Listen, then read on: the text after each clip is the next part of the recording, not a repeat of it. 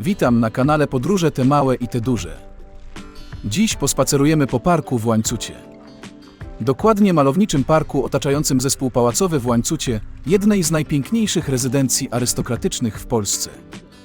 Dowiemy się też, co ma wspólnego gra w polo z tą rezydencją. Zapraszam na film.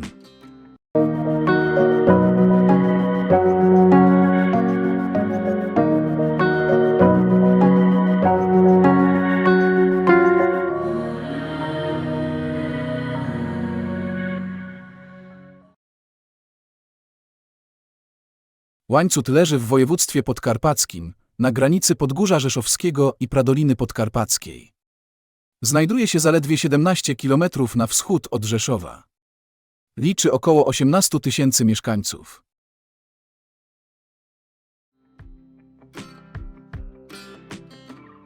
Do parku dotarliśmy od strony Rzeszowa, jadąc ulicą Tadeusza Kościuszki. Wejdziemy teraz główną bramą, od zachodniej strony parku. Łańcut kojarzy się przede wszystkim z zamkiem, jednej z najpiękniejszych i najlepiej zachowanych rezydencji magnackich w Polsce. Ciekawe jest to, że obiektywnie rzecz biorąc, nie jest to zamek, a pałac. Nazwa zamek przybrnęła prawdopodobnie z przyzwyczajenia i tradycji. Niemniej jednak jest to pałac. I to jeden z najlepiej zachowanych w Polsce. Miejsce pełne przepychu i ozdób, które robią wrażenie nawet na tych, którzy nie są historykami sztuki. Szanując wspomnianą tradycję, w dalszej części filmu będę używał nazwy zamek. Zamek w Łańcucie, zwany też Zamkiem Lubomirskich i Potockich, jest jedną z najpiękniejszych rezydencji arystokratycznych w Polsce. Obecnie stanowi siedzibę muzeum. Co roku w maju odbywa się tu słynny festiwal muzyczny w Łańcucie. Natomiast zespół pałacowy otacza stary, malowniczy park w stylu angielskim, w którym wznoszą się liczne pawilony i zabudowania gospodarcze, ściśle niegdyś związane z codziennym życiem łańcuckiej rezydencji. Idąc w lewo od frontu zamku, dojdziemy do glorietty z piękną eksedrą. Glorietę została wzniesiona około roku 1810 przez Krystiana Piotra Aignera, jednego z najwybitniejszych architektów polskich z przełomu XVIII i XIX wieku. Zwrócić należy uwagę, iż została należycie wkomponowana w krajobraz parku. W pierwszej kolejności zwiedzimy część wewnętrzną parku, a następnie zewnętrzną. Park wewnętrzny umiejscowiony jest pomiędzy zamkiem a fosą. Park zewnętrzny natomiast usytuowany jest poza fosą po zachodniej stronie zamku. W parku wewnętrznym można oglądać ogród różany i ogród włoski. Do ogrodu włoskiego podejdziemy w pierwszej kolejności. Warto wspomnieć o historii zamku w Łańcucie. Historia zabytkowego parku w Łańcucie sięga początków XVIII i XIX wieku, czasów Stanisława Lubomirskiego i jego żony Izabeli z Czartoryskich. Ogród ten stanowił wówczas centrum dworskiego życia. Stracił również swój charakter obronny, a wiedzieć należy, że oparł się on najazdowi szwedzkiemu jako jeden z nielicznych zamków. Na terenie parku wzniesiono szereg budowli o charakterze ogrodowym, takich jak oranżeria czy wspomniana wcześniej glorietę. Wokół zamku założono niewielki wówczas, ale bogaty w wiele gatunków roślin, ogród kwiatowy. Znaczące zmiany nastąpiły natomiast pod koniec XIX wieku, kiedy właścicielami Łańcuta zostali Roman i Elżbieta Potoccy. Przebudowali oni zamek oraz park.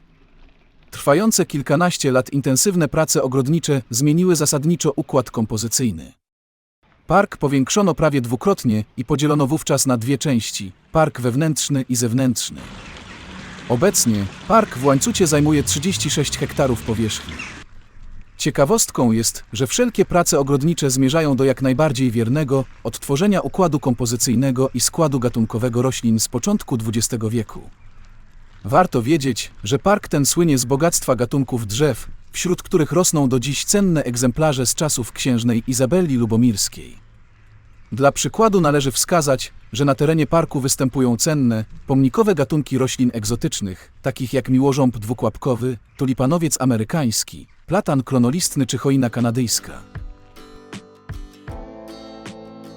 Ciekawostką jest, że pod koniec II wojny światowej, kiedy do Łańcuta wkroczyli Sowieci, pełnomocnik ówczesnego ordynata Alfreda Potockiego zamieścił na murach napis w języku rosyjskim Muzeum Narodu Polskiego, co o dziwo sprawiło, że zamek ocalał od całkowitej sowieckiej dewastacji.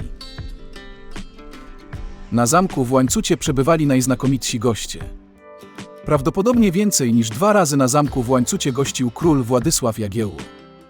W 1410 roku, przed bitwą pod Grunwaldem oraz w 1417 roku, kiedy przybył po córkę Pileckich, aby ją poślubić. Tak na marginesie, Władysław Jagiełło zaraz po bitwie pod Grunwaldem odwiedził pobliski Dynów, na cześć jego mieszkańców uczestniczących w bitwie. Zresztą o tym mówiłem przy okazji filmu o Dynowie. Niemniej jednak, na przestrzeni lat, zamek w Łańcucie był chętnie odwiedzany przez najważniejsze osoby w kraju i poza nim. Często przyjeżdżali tu arcyksiążęta Rudolf oraz Franciszek Ferdynand. Ten sam, który został zastrzelony w Sarajewie, co było bezpośrednią przyczyną wybuchu I wojny światowej. Pod koniec XVIII wieku Łańcut należał do najwspanialszych rezydencji w Polsce. Kwitło tu życie muzyczne i teatralne. Łańcucki Park od dawna słynie również z uprawy storczyków. Po długiej przerwie spowodowanej zniszczeniem upraw i budynków szklarni, storczykarnię reaktywowano w 2008 roku. Zgromadzono w niej zarówno współczesne krzyżówki wyhodowane przez człowieka, jak i storczyki botaniczne, właściwe dla środowiska naturalnego, ukształtowane bez ingerencji człowieka, a także historyczne gatunki i odmiany pochodzące z przedwojennej kolekcji potockich. Ciekawostką jest, że zamek w Łańcucie zaliczany jest do grupy zabytków międzynarodowych. W 2005 roku zespół zamkowy został uznany przez prezydenta Rzeczypospolitej Polskiej za pomnik historii. Jak już wcześniej mówiłem, obecny kształt parku w znacznym stopniu powstał pod koniec XVIII i na początku XIX wieku, kiedy należał on do Stanisława i Izabeli Lubomirskich.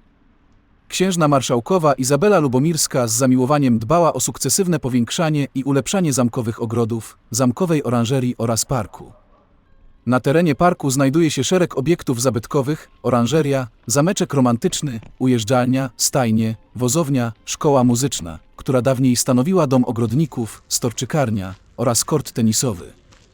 W obrębie parku znajduje się także niewielki staw z liliami wodnymi, czerwonymi rybkami i kaczkami. A jak to było z tym polo? Otóż w okresie największej świetności rezydencji pojawiło się w Łańcucie polo.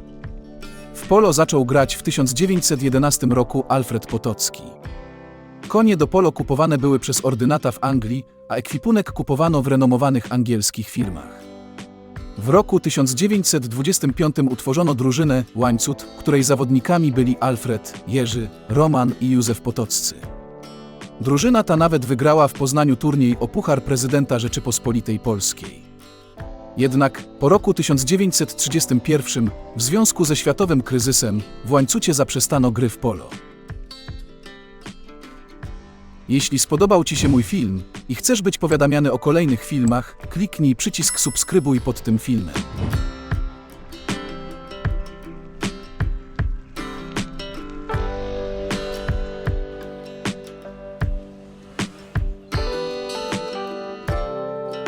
Dziękuję za wspólny spacer i do następnego filmu.